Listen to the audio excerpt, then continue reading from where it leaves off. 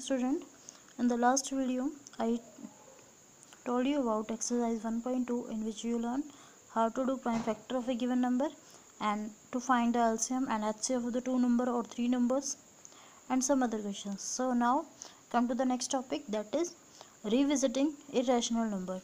हम जो irrational number है उनको हम revisit करेंगे कि क्या होते हैं, ठीक है. So before starting next exercise I want to repeat some definitions that we will use in this exercise. So your first topic that you must know for this exercise is what are irrational number. So listen carefully. I already told you about this definition. Irrational number are what? The numbers which cannot be written in the form of p by q are where q is not equals to 0 are called the irrational number. वो number जिनको हम p by Q की form में नहीं लिख सकते हैं और कंडीशन क्या है आपकी, q जो है वो नॉट इक्वल्स टू 0 होना चाहिए. और इसकी जो बेसिक मैंने आपको बताया था कि एग्जांपल आप कैसे कर सकते हैं. इरेशनल नंबर कौन से होते हैं? वो नंबर्स जिनको हम p बाई क्यू की फॉर्म में नहीं लिख सकते हैं for condition q is not equals to 0. और इसके अपोजिट जो रैशनल नंबर थे वो आपके क्या थे? The number which can be written in the form of p by Q and q is not equals to 0. अब जो इरेशनल नंबर थे उसके एग्जांपल्स मैंने आपको क्या दिए थे कि जब भी आपका रूट के अंदर प्राइम नंबर आता है तो उसको हम क्या बोलते हैं? इरेशनल नंबर बोलते हैं. और प्राइम नंबर मैंने आपको क्या बताया था? The numbers having only two factors one and the number itself, कि वो नंबर जिनका जो फैक्टर होते हैं वन और वही नंबर होता है तो वो आपके क्या होते हैं? प्राइम नंबर्स होते हैं. और मैंने आपको शायद ये भी बताया था कि प्राइम नंबर और कंपोजिट नंबर पेयरिंग में चलते हैं. कोई भी नंबर या तो प्राइम होगा या फिर वो कंपोजिट होगा. ऐसे ही आपका रैशनल नंबर और इररेशनल नंबर वो भी आपके पेयर में चलते हैं. या तो कोई भी नंबर आपका रैशनल नंबर होगा या फिर वो इररेशनल नंबर होगा. और स्टार्टिंग जब मैंने इंट्रोडक्शन इस चैप्टर का दिया था तो उसके अंदर आपको मैंने बताया था कि जो रियल नंबर्स होते हैं उसके अंदर दोनों टाइप के नंबर आते हैं, रैशनल नंबर और इररेशनल नंबर. जब ये दोनों मिलते हैं तो आपका क्या बन जाता है? रियल नंबर बनते हैं. अब हम करेंगे इस एक्सरसाइज के अंदर हम बेसिकली क्या सीखेंगे कि रूट 2, रूट 3 मैंने आपको एग्जांपल्स बताए थे कि ये जो सारे हैं वो इरेशनल नंबर के एग्जांपल्स हैं. तो इस एक्सरसाइज में हम क्या सीखेंगे? जो रूट 2 है, रूट 3 है, रूट 5 है वो इरेशनल नंबर है, ये चीज़ हम प्रूव करेंगे.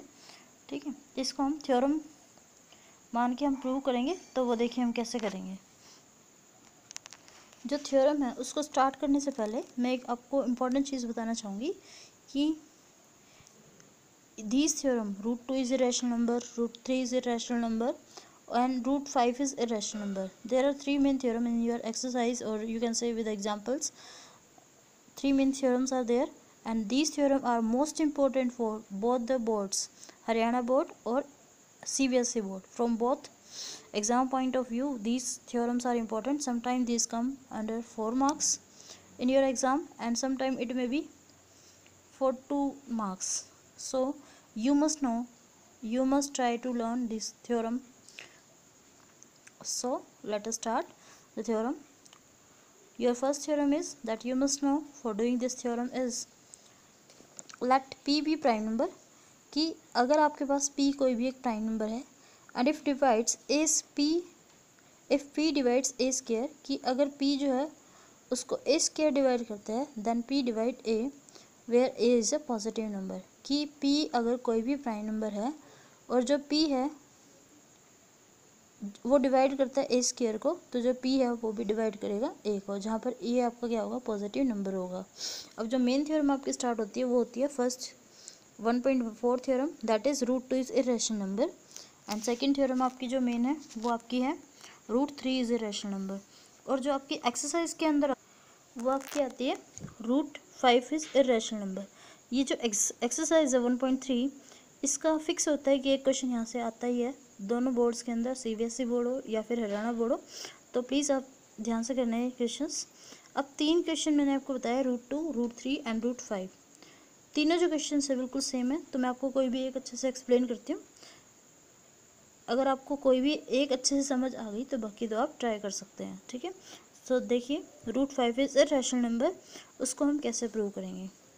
ठीक है, अब देखिए एक्सरसाइज का फर्स्ट क्वेश्चन है prove that root 5 is irrational number. आपको प्रूव करना है कि जो रूट 5 है वो एक इरेशनल नंबर है। इरेशनल नंबर की डेफिनेशन मैं आपको पहले ही क्लियर कर चुकी हूँ। Those number which can not be written in the form of p/q are called the irrational number. So let us start the theorem. हम मान लेते हैं इसमें कि रूट 5 जो है वो इरेशनल नंबर नहीं है।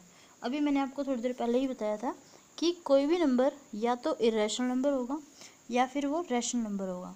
ठीक है, मैंने क्या मानना है कि रूट 5 जो है आपको दे रखा है, रूट 5 इरेशनल नंबर है, हमने अपोजिट मान लिया उसके कि वो इरेशनल नंबर नहीं है, हमने मान लिया कि वो रैशनल नंबर है। ठीक है, अब हमने यहाँ पर क्या माना है, let us suppose that root 5 is rational number. हमने ये मान लिया है कि जो रूट 5 है वो एक रैशनल नंबर है। ठीक है, अब रैशनल नंबर है तो रैशनल नंबर की डेफिनेशन आपकी क्या होती है कि the numbers which can be written in the form of a/b and b is not equals to 0। ठीक है, अब हमने जब ये रैशनल नंबर है तो इसको मैं a/b की फॉर्म में लिख सकती हूँ। यहाँ पर root 5 is equals to a/b and condition क्या है आपकी, b is not equals to 0। आपका जो b है वो कभी भी इक्वल्स टू 0 नहीं होना चाहिए। This is the definition of the rational number. मैंने यहाँ पर क्या किया, रूट 5 के ऊपर जो डेफिनेशन है वो मैंने अप्लाई कर दी। अब देखिए यहाँ पर जो मैंने a/b लिए हैं वो इस तरीके से लिए हैं कि उनके अंदर कोई भी जो है कॉमन फैक्टर नहीं है। मीन्स वो किसी भी नंबर से, ऐसा कोई भी नंबर नहीं है जिसमें, ये कोई भी टेबल नहीं है जिसमें दो नंबर आते हों और वो कट सके आपस में। ठीक है, तो मैंने क्या लिखा है, and a and b are only divisible by 1, कि a और b मैंने इस तरीके से लिए हैं कि वो 1 की टेबल के अलावा कोई भी ऐसी टेबल नहीं होगा जिसमें ये दोनों नंबर आएंगे। अगर आपको डाउट है यहाँ से तो मैं आपको एग्जांपल से बता देती हूँ। सपोज़ मैंने लिए हैं 3 एंड 5। देखिए 3 और 5 है, कोई भी ऐसी टेबल नहीं है जिसमें दोनों नंबर आते हैं 1 के अलावा। ठीक है, तो आपको इस तरीके से लेना है कि कोई भी इनके अंदर कॉमन फैक्टर नहीं होना चाहिए। ठीक है, a and b are only divisible by 1, कि जो a और b है आपके 1 के अलावा 1 से ही डिवाइड होते हैं और किसी से डिवाइड नहीं होते हैं। अब नेक्स्ट स्टेप आपको क्या करना है, क्रॉस मल्टीप्लाई करिए इनकी, तो ये क्या आएगा आपके पास, root 5b that is equals to a। आप इसको इक्वेशन नंबर 1 मानेंगे। अब देखिए स्केयर रूट जो होता है उसको सोल्व करने का एक ही तरीका होता है, हम क्या करते हैं, स्केयरिंग बोथ साइड करते हैं। ठीक है, सो आई राइट हेयर SBS और squaring both side, what you will get, जब आप इक्वेशन नंबर 1 का squaring both side of equation 1 भी आप लिख सकते हैं, अगर ना लिखें तो भी ठीक है। जब आप इसका स्केयरिंग बोथ साइड करेंगे तो आपके पास क्या आएगा, रूट 5b का whole square that is equals to a square.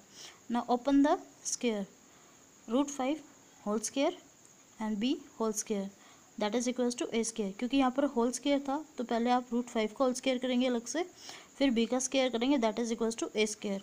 अब इसको जब आप ओपन करेंगे तो यहाँ से क्या आएगा, स्केयर रूट कैंसिल आउट, आपका क्या आएगा 5 and b square as it is that is equals to a square. अब यहाँ से देखिए 5 जो है यहाँ पर मल्टीप्लाई में है, अगर इसको हम साइड चेंज करेंगे तो ये क्या हो जाएगा, डिवाइड में हो जाएगा।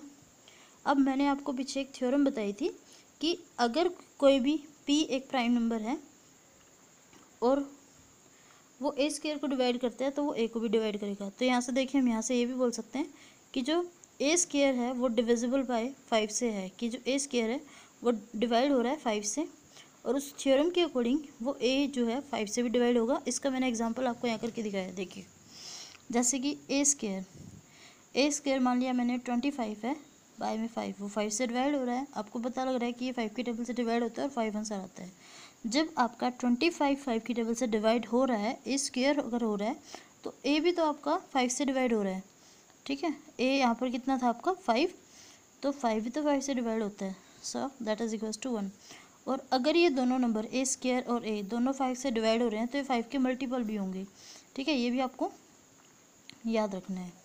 अब देखिए a स्केयर जो है वो डिविजिबल है 5 से, यहाँ से क्या आ गया, a भी आपका 5 से डिवाइड होगा, और अगर वो 5 से डिवाइड हो रहा है तो a किसका मल्टीपल होगा, 5 का। ठीक है, अब अगर वो 5 का मल्टीपल है तो हमने इसको मान लिया let a is equals to 5c, 5 का मल्टीपल c, यहाँ पर आपका कोई भी नंबर हो सकता है। ठीक है, अब जो a की वैल्यू यहाँ से आपकी निकली है ये मैं इक्वेशन नंबर 2 के अंदर सेकंड के अंदर पुट कर रही हूँ। Putting the value of a from third, जो भी आपकी थर्ड इक्वेशन से वैल्यू आई है इन सेकंड में जब आप पुट करेंगे तो आपके पास क्या आएगा, b स्केयर, यहाँ देखिए b square is equals to a की जगह आपको क्या रखना है 5c I write here 5c divided by 5 as it is. अब इसका स्क्वायर जो है वो आप ओपन करेंगे तो आपके पास कितना आएगा, 5 का स्क्वायर 25 एंड c का square c square divided by 5, 5 × 5, 5 5 × 25। इसको कैंसिल आउट जब हम करेंगे तो ये आएगा 5c स्क्वायर। ठीक है, अब यहाँ से देखिए नेक्स्ट स्टेप क्या आएगा, b square is equals to 5c square. जो 5 है यहाँ पर मल्टीप्लाई में इसके साथ, जब इसकी साइड चेंज करेंगे तो डिवाइड में आ जाएगा। So what you will write, b square by 5 that is equals to c square. तो यहाँ से आप क्या बोल सकते हैं, b square is divisible by 5। आप यहाँ से बोलेंगे कि जो b स्क्वायर है वो 5 से डिविजिबल है। अगर b स्क्वायर 5 से डिवाइड होता है तो b भी आपका 5 से डिवाइड होगा। ठीक है, तो अब देखिए यहाँ पर हमने क्या बोला था कि जो a है वो आपका डिवाइड हो रहा है 5 से, और यहाँ पर मैं बोल रही हूँ कि जो b है वो डिवाइड हो रहा है 5 से। ठीक है, तो फोर्थ एंड फिफ्थ इक्वेशन से आपके पास क्या आ गया, इस इक्वेशन से क्या आ गया कि जो a एंड b हैं दोनों आपके डिवाइड हो रहे हैं 5 से, जो एक कॉन्ट्राडिक्शन है। मतलब ये तो गलत आ गया, हम लेके क्या चले थे स्टेटमेंट के अंदर कि जो a और b हैं दोनों बस 1 की टेबल से ही डिवाइड होते हैं और कोई टेबल ऐसी नहीं है जिससे दोनों नंबर डिवाइड होंगे। लेकिन यहाँ से क्या आ रहा है कि a एंड b दोनों आपके क्या हैं, डिविजिबल है 5 से, which is contradiction to star. जो आपकी कॉन्ट्राडिक्शन आ गई है स्टार इक्वेशन के लिए, तो जो हमने माना था, मतलब so our supposition is wrong, मतलब जो हमने सपोज किया था वो गलत किया था। और हमने सपोज क्या किया था, लेट अस सपोज, हम ये मान के चले थे √5 जो है इरेशनल नंबर है। इरेशनल नंबर अगर नहीं है तो कैसा नंबर होगा, सॉरी रैशनल नंबर हमने माना था और वो हमारा गलत आ रहा है यहाँ से, क्योंकि हमारी जो सपोजिशन है वो रॉन्ग आ चुकी है। अगर वो रैशनल नंबर नहीं है तो कैसा हो फिर, irrational number. So √5 is irrational number. एक बार दोबारा गो थ्रू कर लेते हैं इसमें से थ्योरम, दोबारा आपको एक बार रिमाइंड कर देती हूँ। हमने क्या किया, √5 जो है हमें इरेशनल नंबर प्रूव करना है, तो मैंने क्या किया, उसको मैंने रैशनल नंबर मान लिया। जब आप इसको रैशनल नंबर मानेंगे तो इसको आप a/b की फॉर्म में लिख सकते हैं, और कंडीशन क्या है साथ में, b is not equals to 0। फिर हमने क्या किया, हमने ये a और b इस तरीके से लिया है कि दोनों का जो कॉमन फैक्टर है वो 1 के अलावा कोई और नहीं है। उसके बाद मैंने इसको क्रॉस मल्टीप्लाई किया। जब आप क्रॉस मल्टीप्लाई करेंगे तो √5b that is equals to a, first equation. After that you will square both side, दोनों इक्वेशन, ये जो इक्वेशन फर्स्ट है इसके दोनों साइड पर जब आप स्क्वायर करेंगे तो यहाँ से आपके पास क्या आ जाएगा, b square is equals to a square by 5। तो इसको आप क्या बोल सकते हैं, a स्क्वायर जो है 5 की टेबल से डिवाइड हो रहा है, और a स्क्वायर अगर 5 की टेबल से डिवाइड होगा तो a भी आपका 5 की टेबल से डिवाइड होगा। सो व्हाट यू विल राइट, अगर ये जो a है 5 से डिवाइड हो रहा है मीन्स ये 5 का मल्टीपल है। जैसे कि आप मान लीजिए 10 जो है वो 5 की टेबल से डिवाइड हो रहा है, ठीक है, 2 आ रहा है, तो ये है क्या, 5 का मल्टीपल ही तो है, 5 × 2। सो मैंने इसी तरीके से यहाँ माना है कि a is equals to 5c। ये जो वैल्यू आई मैंने इसमें पुट कर दिया। जब आप इसको सिंप्लीफाई करते हैं तो यहाँ से आपके पास आ जाता है कि जो b है वो भी 5 से डिवाइड हो रहा है। फिर हम फोर्थ और फिफ्थ इक्वेशन को कंबाइन करते हैं तो आपको ये पता लगता है कि a एंड b बोथ आपके 5 की टेबल से डिवाइड हो रहे हैं, जो एक कॉन्ट्राडिक्शन है स्टार से, जिसमें हमने ये सपोज किया था कि वो 1 से ही डिवाइड होते हैं और कोई नंबर से वो डिवाइड नहीं हो सकते।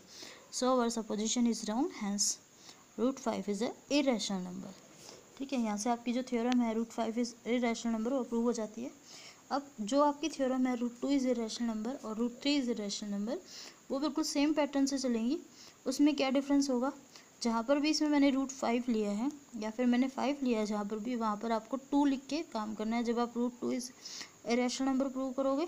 और अगर आप √3 के लिए कर रहे हो तो वहाँ पर 3 कर दोगे, और सेम बिल्कुल प्रोसीजर बिल्कुल सेम है, कैलकुलेशन डिफरेंस है थोड़ा। ठीक है, so you must try. Now come to the next question.